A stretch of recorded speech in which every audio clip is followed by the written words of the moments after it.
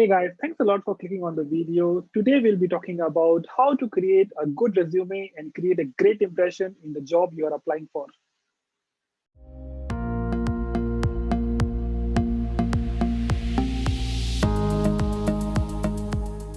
For this video, I will be referring to the article by Gail McDowell where she has shared her own resume. Gail McDowell is the founder and CEO of CareerCup.com, and she has been an engineer in Apple, in Google, and in Microsoft.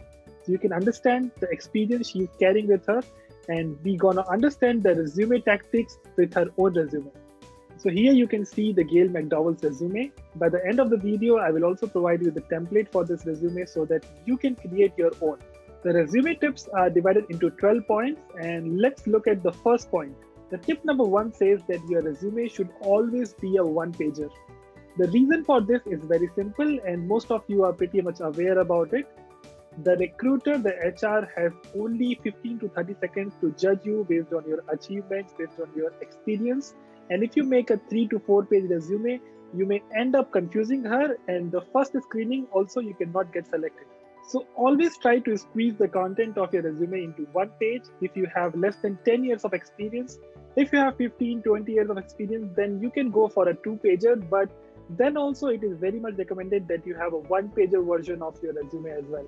Many people complain that they cannot squeeze their content, so next 11 points will help you in making the right decision of what to include in a resume and what not to include. The next point is you should prefer to not write an objective in your resume. Many people write an objective where they mention why do they want this job and what do they stand for.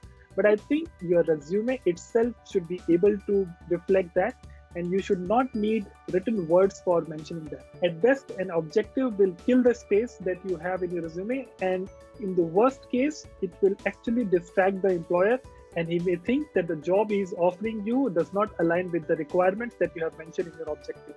So always keep your resume more generic but still to the point. The third point mentioned here is always use a resume template that has multiple columns. The most common practice is to have 3 columns in your resume. In the first column, you can mention what position you are holding. The second column, you can mention what company you are working on or what educational institute you were there. And the third column can take the duration and the time period you spent in that company or in that educational institute. So always have multi-column resume. The fourth point is for the people who make their resume on a Microsoft Word document. Always try to make using the Microsoft Word table feature where you can make the document in a tabular format, and by the end of it, you can just hide the borders and your resume will look more clean and much more organized. The Word document template that I have kept in the description also contains the tabular format. The fifth point is always try to use short bullet points for mentioning your accomplishments, achievements. The thing is, what I practice is I always try to squeeze my sentences into a single line bullet point. And if it is taking more than one line, then I make sure that it takes 2 complete lines. If it uses 1.5 lines or 1.2 lines, then it actually makes the resume a bit more cluttered and a bit more unorganized, and also it ends up wasting space. So always try to have short bullet points for your resume. The sixth point is your resume should always be accomplishment oriented and not responsibility oriented. That means you cannot just say that I was the manager there, I was the developer there, or I was just doing my day-to-day activity. You have to always mention that what did you build, what kind of impact did you create, and what contribution did you have that sets you apart from the other employees. The seventh point is always try to quantify your achievements and your accomplishments. That means you cannot just say that I did some optimization and you do not mention that what is the result of your optimization. Always mention that how much time did you save, how much speed did you increase, how much complexity did you reduce, or how much space did you save. So in this way, you will be able to quantify your accomplishments and able to tell your future employer that what kind of contributions you can make in their company. The eighth point is it is advisable to mention your CGPA on your resume if it is decent enough. For example, in Indian context, if your CGPA is at least more than 7, then there is no harm in mentioning it. But if it is less than 7, then maybe you can avoid mentioning it in your resume because you will like to focus on other great points of you. Also, if you're applying for a US job or an international job, then try to convert your CGPA into GPA. There are many calculators on the internet, and I would put one of them in the description box. Also keep a note that if your GPA is coming out to be more than 3, then it is good. But if your GPA is coming out to be less than 3, then maybe you can avoid doing that. The next point is always mention your projects in your resume. That means try to find the projects that you have done independently or that you have done academically and mention it in your resume.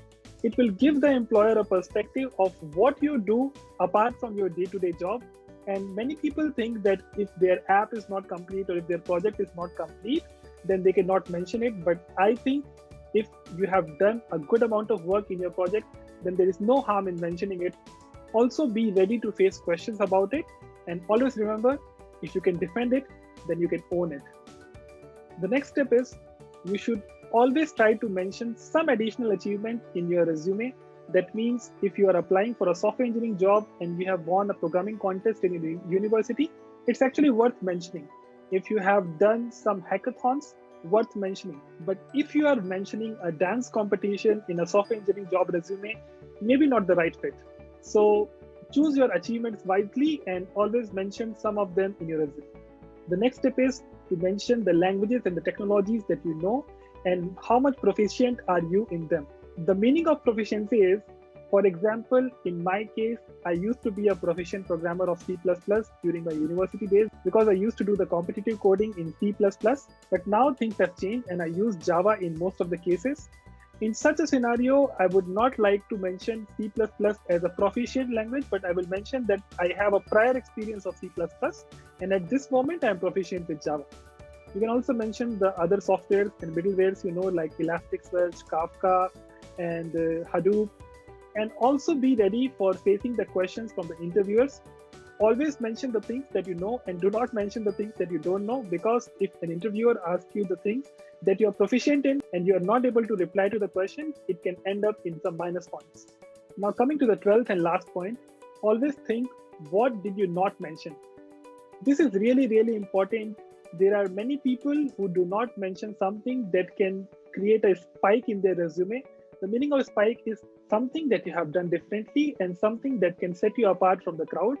For example, I always mention in my resume that I hold a YouTube channel with some 1700 subscribers and 24 videos. It shows that I have a bit of communication and a bit of public speaking that I would like to communicate to the person who is reading my resume. And this was the last point. You can find the template of this resume in LaTeX and Word format in the video description. And if you like the video, please provide me feedback. And if you prefer any other resume format, please do mention them in the comment section. And few of the good resumes, I would like to make a YouTube post about it and mention it on my social media. I hope this video was helpful for you. Please like, follow, and subscribe to the channel. And until next time,